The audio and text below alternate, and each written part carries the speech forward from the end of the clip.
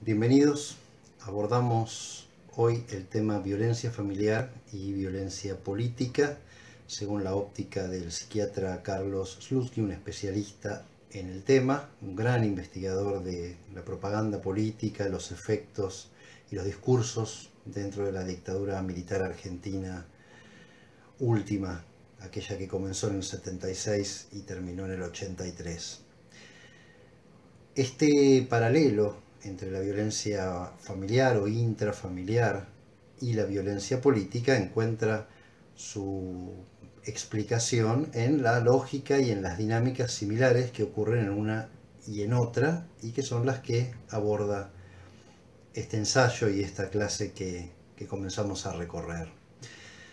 Lo primero que podemos decir de ellas es de un efecto devastador muy propio de cada una de las dos, y que tiene que ver con la concurrencia de dos características. Primero, que la violencia, sea física o emocional, es perpetrada por quien debería ejercer acciones de cuidado, acciones de sostén, acciones de guía, de dirección. Hay una transformación entonces entre o desde quien debería ser la fuente de cuidado, de protección, a ser la fuente de temor. Y en segundo término, esto ocurre enmarcado en un discurso donde hay un cambio de los significados, donde hay un cambio en el rótulo de los actos. O sea, esta violencia ejercida por quien debería cuidar y que en realidad se transforma en la mano que ejerce el golpe, es además en el discurso justificada, encontrando razones supuestamente lógicas en una lógica muy particular, por supuesto. Yendo un poquito a lo que es la violencia en sí misma, podríamos pensar que nuestra sociedad está basada en un supuesto de vivir y dejar vivir. Ninguno de nosotros sale a la calle esperando no regresar a su domicilio, por más que esto lo digamos todo el tiempo por la situación de inseguridad en la que vivimos. Pero partimos de la base de que cada vez que nos cruzamos con un sujeto caminando por la calle, estamos confiados nosotros como la otra persona que no vamos a tomar un hacha y a ejercer un acto de violencia. Y así transcurrimos todos nuestros días. En virtud de este pacto colectivo, de este convenio social que tenemos de no violencia y de rutinas y de seguridad, es que el DSM define a la violencia como acontecimientos que van más allá de las situaciones habituales y que generarían desasosiego en cualquier psiquismo. Ejemplos pueden ser toda acción, todo acto que vivamos donde haya una amenaza, un riesgo de vida propia o de nuestros semejantes, el hecho de presenciar alguna muerte, la destrucción súbita de nuestros bienes, de nuestro hogar, de nuestro entorno o aún de la comunidad. Todos estos serían actos definidos como actos violentos, y todos estos, por supuesto, después tienen un efecto subjetivo más o menos importante. Ahora, cuando hablamos de violencia familiar y de violencia política, hablamos de lo siniestro, donde este tipo de acciones ocurren desde la transformación de un protector, Estado, adulto, varón, proveedor, de ese tipo de protector en violento, y de un contexto que convalida esa violencia. Decimos ahí en teoría de la comunicación que re-rotula el acto. El acto es violento, es terrible, pero tiene un rótulo que le encuentra una explicación. Desde el efecto, bueno, te pegué pero no te duele tanto. El gobierno que podría decir, bueno, finalmente es simplemente el cierre de un diario, pueden leer otros diarios. El re-rótulo de los valores, lo hago, te pego, me pongo así y ejerzo la violencia por tu bien. Lo mismo que un gobierno diría a las personas, entre comillas, desviadas. Lo hago por tu bien, para que vuelvas en sí, para que te acomodes a lo que el gobierno pide que hagas. Un cambio de roles, lo hago porque te quiero. Quiero que seas un hombre de bien el día de mañana, por lo tanto ejerzo esta violencia, le dice un adulto a un niño. Un cambio de posición, vos me obligás, fíjate lo que haces.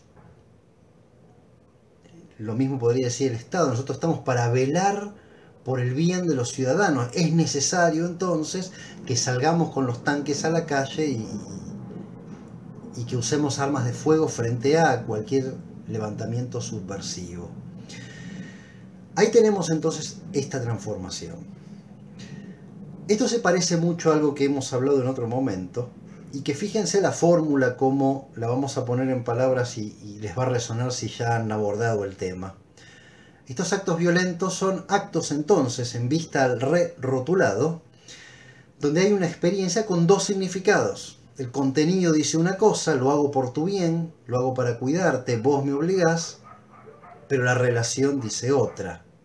Una mano violenta que ejerce violencia física o bien psicológica, emocional, desde un tipo de relación de dominación. Una instrucción por encima de esta experiencia, a otro nivel, que niega a ambos o que niega a alguno de ellos, pero que más importante que esto, prohíbe el esclarecimiento, prohíbe el análisis. Los gobiernos dictatoriales, los gobiernos violentos políticamente, tienen un aparato que justamente no permite que haya ningún tipo de propaganda, de análisis, o aún que se puedan estudiar carreras que pudieran poner en cuestión este juego perverso del contenido y la relación, contradictorios, pero a la vez imposibles de salir de ese lugar.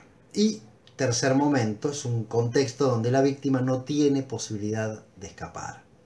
No hay salida posible. La salida hacia afuera está prohibida. Sea que el violento no permite a la víctima salir del domicilio, le ha cortado todos los canales posibles, ya tu madre, tu hermana, tu familia, tus amigos son esto y aquello, no se puede visitar más a nadie. El contexto ha quedado cerrado, obturado, como lo mismo haría un Estado cerrando sus fronteras, no permitiendo la salida ni inclusive los mensajes que pudieran ocurrir entre el país y el exterior.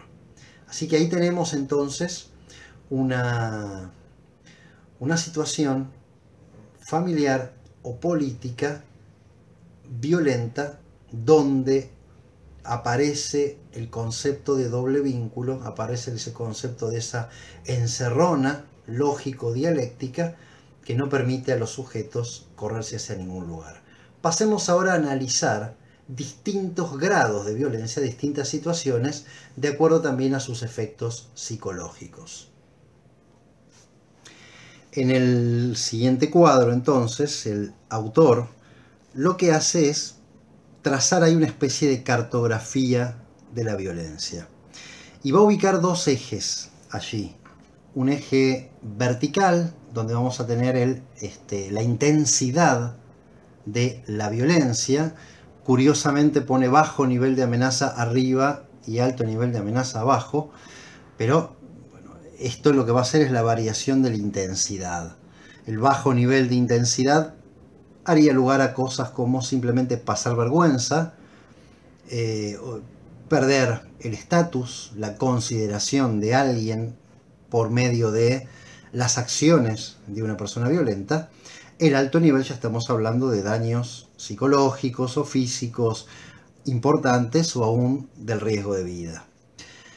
En el eje horizontal vamos a tener la frecuencia en que ocurren estas acciones violentas, desde experiencias abruptas hasta experiencias repetitivas. Las experiencias abruptas son experiencias que ocurren una vez y en este sentido son inesperadas. Es muy interesante comprender el efecto sorpresa que suma también, aparte de la violencia en sí misma. Y en la experiencia repetitiva es una experiencia impredecible, pero insidiosa. Es una experiencia donde evidentemente hay todo un armado contextual que no permite que la persona pueda correrse de ese lugar. Lo que el autor entonces va a agregar en el mismo gráfico que habíamos comenzado son 6 campos divididos de acuerdo a los efectos psicológicos que produce la experiencia de acuerdo a su intensidad y a su nivel de amenaza. Tenemos en este sitio lo que sería un bajo nivel de amenaza y una experiencia abrupta. En este sitio lo que sería un alto nivel de amenaza y una experiencia repetitiva, y así ubicaríamos cada uno de estos lugares. El autor coloca 6.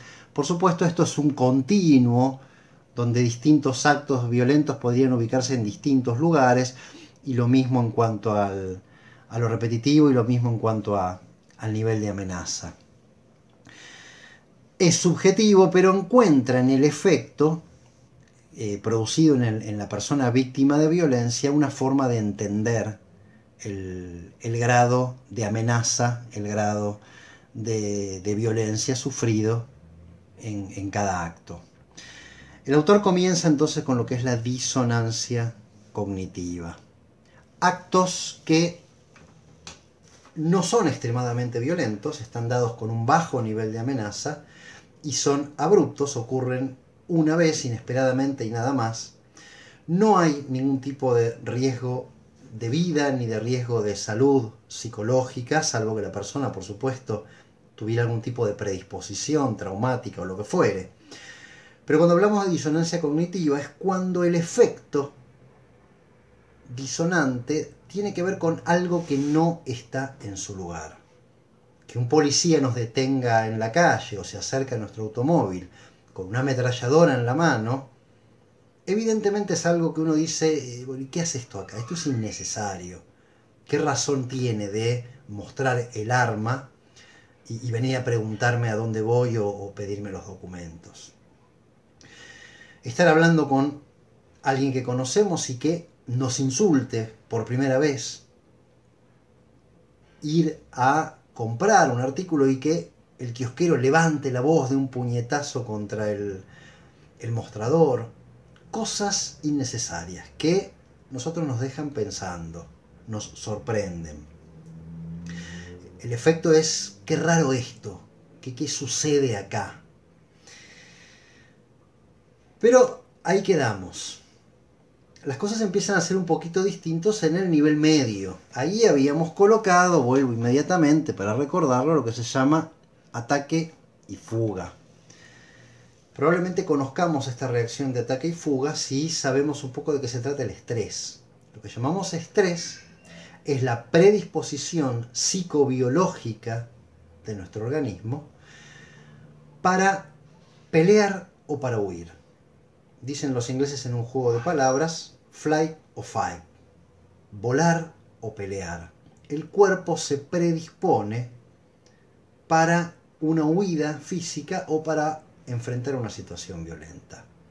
O sea, el nivel de amenaza es mayor.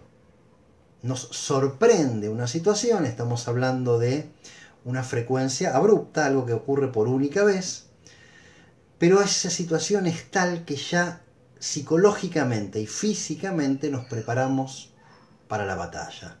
Cuando hablamos de físicamente hablamos de pupilas que se dilatan para captar mejor la situación, de un corazón que se acelera preparando el bombeo de sangre a nuestro cuerpo para que los músculos tengan nutrientes para actuar, de unos pulmones que también se ensanchan y una respiración que se acelera por la necesidad de oxígeno frente a la batalla inminente, y de otras reacciones físicas involuntarias que el cuerpo, cuando el cerebro le manda esa información, hace.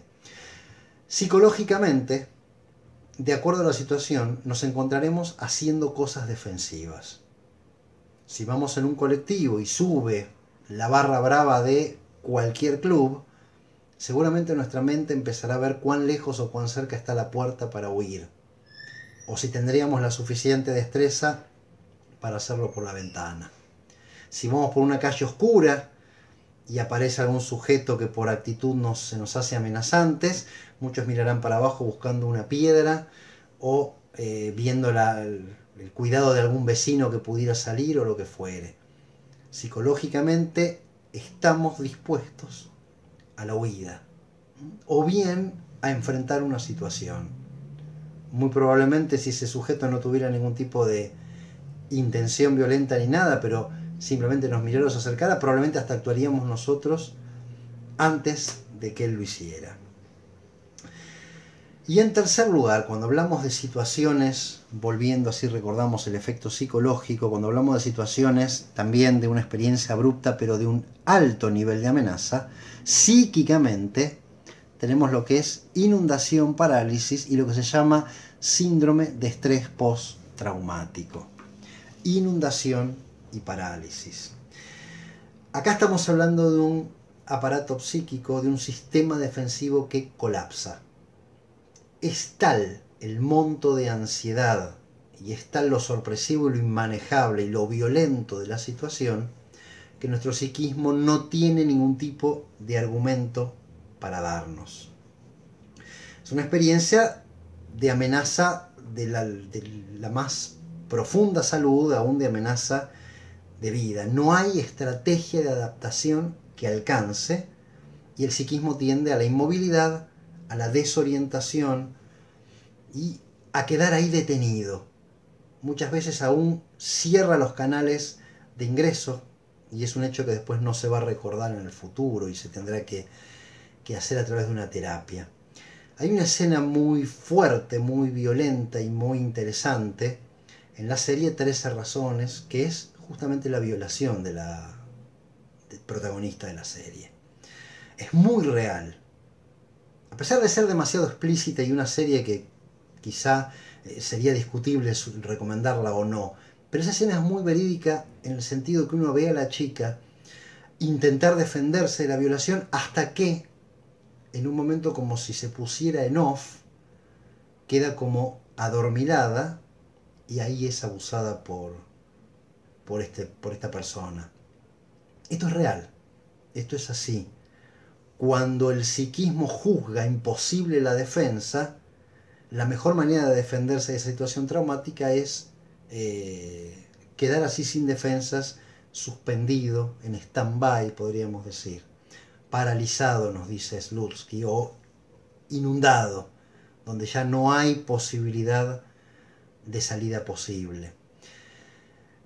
Atravesar esta situación trae como secuela también en el tiempo el síndrome de estrés postraumático, que tiene unas características que diremos muy rápidamente en unos minutos. Ahí tenemos las tres posibles situaciones de violencia abrupta y los tres niveles de intensidad. Ahora hay algo que es terrible para la posterioridad de esta violencia y es lo que podríamos llamar una trampa que nos tiende nuestra humanidad, nuestro psiquismo y nuestra forma de construir el mundo, la realidad y el entorno. Y es que como seres humanos necesitamos orden y necesitamos coherencia. Cuando empezamos hablábamos de vivir y dejar vivir. Hablamos de que el mundo tiene que tener algún tipo de sentido, tiene que poder ser explicable. Lo abrupto es algo que destruye esta armonía del mundo. Algo que rompe con esa coherencia del día a día en el que vivimos. Esto hace que nuestra historia pierda el sentido en ese momento. Entonces la víctima, posteriormente a haber sufrido esa violencia abrupta y terrible, se va a esforzar por lograr encontrarle coherencia, por lograr encontrarle un lugar en su historia personal. Y van a venir frases que todos hemos escuchado de víctimas de estas situaciones donde nada pudieron hacer, pero van a venir razonamientos del tipo: si yo hubiese doblado una cuadra antes, ese auto no me embestía o no mataba a mi hijo, lo que fuere. Si yo esa tarde no lo hubiese dejado salir a jugar a la pelota, hoy mi sobrino estaría conmigo. Si yo no hubiese atravesado la plaza a la noche en un lugar oscuro, no hubiese sido abusada. Y un montón de explicaciones muy entendibles desde la forma que tenemos de comprender el mundo. El hecho de buscar coherencia, el hecho de buscar la posibilidad de controlar algo de lo incontrolable, hace que busquemos en ese pasado remoto distintas explicaciones. Claro, si yo pudiera haber hecho algo y no lo hice o elegí otra cosa, eso me ubica en un lugar de culpa. Además de haber sufrido un hecho injusto, terrible, mi propio psiquismo buscando explicaciones me termina jugando en contra, ubicándome como el responsable o el culpable de haberlo padecido. Y qué tremendo esto cuando hay un victimario, porque uno se ubica como culpable y si ese victimario después va a permanecer en el entorno, va aún a tomarse de esa situación. Dicen los axiomas de la comunicación que toda comunicación es simétrica o complementaria y que cuando es complementaria, por un proceso que se llama sismogénesis, cada vez es más complementaria. Y si se establece una situación complementaria donde quien ejerce el poder lo hace con violencia y la persona que es violentada justifica o se culpabiliza a ella misma, el violento todavía va a ser más violento. Fíjense cómo ahí nuestro psiquismo termina jugándonos en contra. Y esto se posibilita justamente este lugar, esta detención y esta culpabilización de que ese hecho violento pueda transformarse en repetitivo. Toda violencia repetitiva, por supuesto, la primera vez fue abrupta. Vamos a ir ahora a la segunda parte del cuadro. Encontramos en esta segunda parte del cuadro las experiencias repetitivas de bajo, medio y alto nivel de amenaza. Dentro de las experiencias de bajo nivel de amenaza tenemos lo que se llama socialización cotidiana. La socialización cotidiana es algo a lo que estamos lamentablemente acostumbrados. No tiene otro efecto que simplemente sabernos cuando lo pensamos desde otro lugar o cuando vemos otras realidades donde estas situaciones no ocurren, sabernos víctimas de esa violencia. Pero como lamentablemente vivimos en entornos así, estamos acostumbrados y no somos críticos. Esperar afuera del banco al rayo del sol y hacer 2 horas de cola es una situación extremadamente violenta.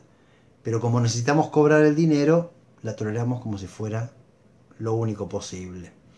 Esperar el colectivo y subirnos, viajar colgados, sufrir ahí la violencia de estar apretujados, apoyados, es violento, pero también lo tenemos como una socialización cotidiana. Los vínculos cotidianos donde se ejerce la violencia verbal, donde tenemos un mote, un sobrenombre que no nos gusta, pero nuestra familia lo sigue utilizando como si eso fuera lo normal, es una socialización violenta cotidiana, y así tenemos un montón de cuestiones. Cuestiones particulares son las dos que tenemos por debajo. Cuando tenemos una experiencia repetitiva de nivel medio, podríamos hablar de algo muy característico que se llama lavado de cerebro.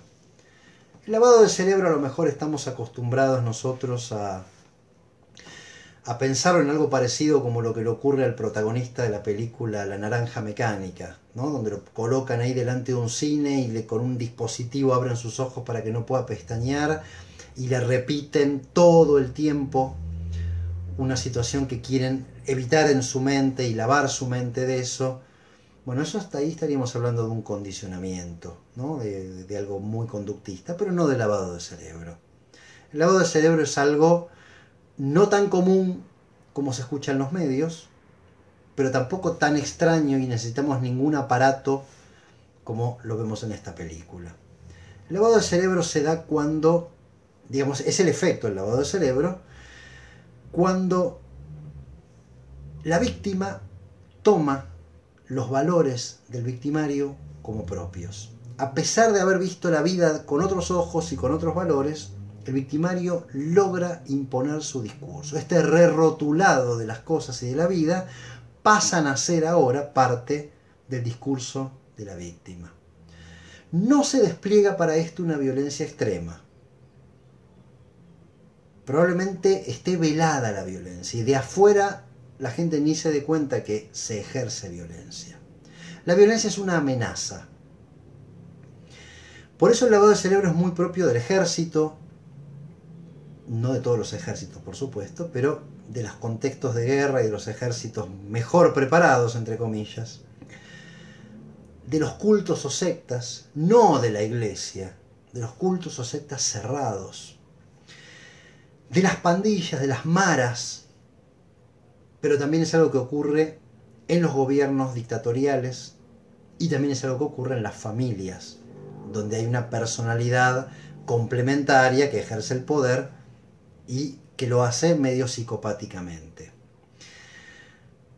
Quien ejerce el poder lo que hace es mantener un sistema de amenaza permanente, pero silenciosa, tácita podríamos decir. Si nos abandonás, el líder no te ama más, perdés, si no estás con nosotros, perdés la salvación, te vas al infierno. Si no pensás como yo, dejás de ser mi hijo. Si no estudiás la carrera que yo te digo, te desheredo. Si yo te abandono, te quedás sola y te morís de hambre. Te dejo con los 4 pibes sola. Y así podríamos seguir pensando diferentes ejemplos. Frente a esa amenaza que no se dice todo el tiempo, pero que la víctima ya conoce, aparece por supuesto un discurso repetitivo del victimario, donde chequea que la víctima repita exactamente lo que él está queriendo que repita. Y aún vamos a tener a la víctima hablando cosas contra sí misma, contra sus hijos, al pueblo, hablando contra el propio pueblo, ¿no? El algo habrán hecho, o él, está bien, seguro que tal persona andaba en la mala vida y por eso lo desaparecieron y por eso la policía se lo llevó y no sabemos nada de él. Y todo este tipo de discursos. No le queda otra opción entonces al pueblo, pensando en esa amenaza, que repetir acríticamente cosas que le son impuestas de arriba. Esto es el lavado de cerebro. Esto es lo que ocurrió en la Alemania nazi. ¿Todos los alemanes repetían el discurso de Hitler? No, por supuesto que no. No fue un lavado de cerebro universal, pero Alemania tenía el cerebro lavado en la época de Hitler, como Argentina lo tenía en la época de la dictadura. Por más que no todos opinaran lo mismo y que hubiese un juicio crítico secreto, la mayoría apoyaba ese tipo de prácticas. Bien, llegamos por fin al último nivel ahí del cuadro, que es la experiencia repetitiva con alto nivel de amenaza. Hablamos de una violencia extrema, donde psicológicamente el efecto es el embotamiento y la sumisión. Podríamos decir, no queda otra. Experiencias repetitivas de terror permanente y reiterado, la sala de torturas, la persona que no puede salir de una casa por estar secuestrada allí y es todo el tiempo violentada por su victimario. Y cuando hablamos de embotamiento y de sumisión, hablamos de, en el primer término, en el embotamiento, de una experiencia del eterno presente, sin pasado y sin futuro. La persona cree que lo que tenía ya no lo va a recuperar nunca más y que no puede mirar otra cosa que el aquí y ahora, y así vive, porque tampoco tiene salidas posibles porque el victimario, llámese Estado o llámese sujeto en la familia, no le permite ese afuera. Y cuando hablamos de sumisión, hablamos de un segundo efecto también tramposo de nuestro psiquismo. Claro, frente a esta situación extrema, donde la vida y la integridad psicofísica están en juego, no le queda otra a la víctima que aferrarse de lo único vivo que tiene cerca, y lo único vivo que tiene cerca es precisamente su victimario. El efecto o el síndrome de Estocolmo es precisamente esto. La víctima termina adoptando los valores del victimario y termina apoyando y teniendo una relación afectiva con el victimario. Y esto se da justamente porque la vida, su propia vida, está en las manos de su victimario y aún el afuera parece amenazante.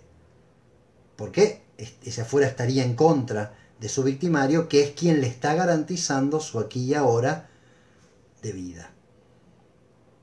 Por eso entonces es tan fácil decir de afuera, se queda con ese hombre porque le gusta que le peguen. Pero cuando nos metemos y hurgamos y conocemos y trabajamos en el psiquismo de estas personas, nos damos cuenta que hábilmente esta experiencia repetitiva, que no fue tan violenta desde el principio, que empezó con un nivel medio o bajo de amenaza, pero que fue por sismogénesis creciendo, llegó a un extremo donde la persona se quedó sin pasado, sin futuro, sin familia, sin afuera, y aún termina justificando a su victimario. Claro, pobre, él sale a trabajar, viene cansado, y yo que me quedo en casa cuidando a los 5 pibes, le doy la comida fría. ¿Cómo no se va a enojar? No, yo al final hago todo mal. Para el afuera suelen sonar nefasto y suelen haber términos peyorativos para con las víctimas. Pero cuando uno se mete en todas estas dinámicas y comprende estos procesos, uno termina entendiendo esta situación. ¿Hay salida? Por supuesto que hay salida. Y así como es una disonancia cognitiva esta situación de violencia, lo que tenemos que lograr es, y lo que hace la psicología sistémica en estos casos, es ese re-rotulado. Que eso que sucedió en la vida, que ese momento de la vida sea el que quede fuera de lugar y que se pueda empezar a encontrar una reactualización de los hechos, una recontextualización de la vida, y que ese hecho violento pueda ser rehistorizado y puesto como un hito para desde ahí reconstruir la vida. ¿Hay reconstrucción posible? Por supuesto que la hay, y muchas veces esa reconstrucción termina transformando a la víctima en un agente de salud que toma esa parte de su historia y de su experiencia para ir a acompañar a otras víctimas y para abrir los ojos de otras víctimas. Dice la escritora Isaac Dinesen, todas las penas pueden soportarse si las ponemos en una historia o si contamos una historia acerca de ellas. De esto se trata. La violencia puede ser una pena, pero en el momento donde le encuentro el sentido al mundo, ubicándola dentro de toda una historia más larga, y es un hito terrible, triste, pero simplemente una parte de una historia, la reconstrucción es posible y hay salida, siempre hay salida de este tipo de situaciones. Pero claro, como hemos escuchado en toda esta unidad, necesitamos a alguien que de afuera mire por fuera el sistema violento y ayude a quien está adentro a entender esa dinámica y a poder correrse de allí. Llegamos entonces al fin de este momento. Les agradezco el haberme acompañado hasta ahora y estamos viéndonos en próximos videos.